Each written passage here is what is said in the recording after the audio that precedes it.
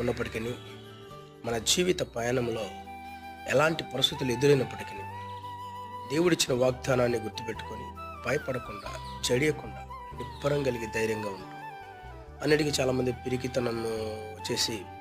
పిరికితనంతో తమను తాము దూషించుకోవడం, లేదా తమను తాము నిందించుకోవడం, లేదా తమను తాము హింసించుకోవడం, తమకు తామే ఒక సాతాను సంబంధమైనటువంటి క్రియలుగా మార్చుకొని సూసైడ్ లాంటివి చేసుకోవడం, అలాంటివి చేస్తూ ఉంటారు. కానీ ఎప్పుడైతే నీకు ఈ మాట గుర్తొస్తుందో, నిబ్బరం కలిగి ధైర్యంగా ఉండు, నేను నీకు తోడై ఉన్నాను, దేవుడిచ్చిన వాగ్దానం గుర్తొస్తుందో, ఆ గుర్తొచ్చేలాగా నువ్వు ప్రార్థించి, ప్రభా నువ్వు నాకు తోడుగా ఉండగా ఇది నన్ను ఏం చేస్తుంది, ఈ ప్రతికూల పరిస్థితులు నన్ను ఏం చేస్తాయి, ఈ శోధన నన్ను ఏం చేస్తుంది, ఈ వేదన నన్ను ఏం చేస్తుంది, ఈ రోగం నన్ను ఏం చేస్తుంది అని నువ్వు నిబ్బరం కలిగి ఎప్పుడైతే ధైర్యంగా ఉంటావో ఖచ్చితంగా నువ్వు జయిస్తావు, జయకరమైన జీవితాన్ని పొందుకుంటావు.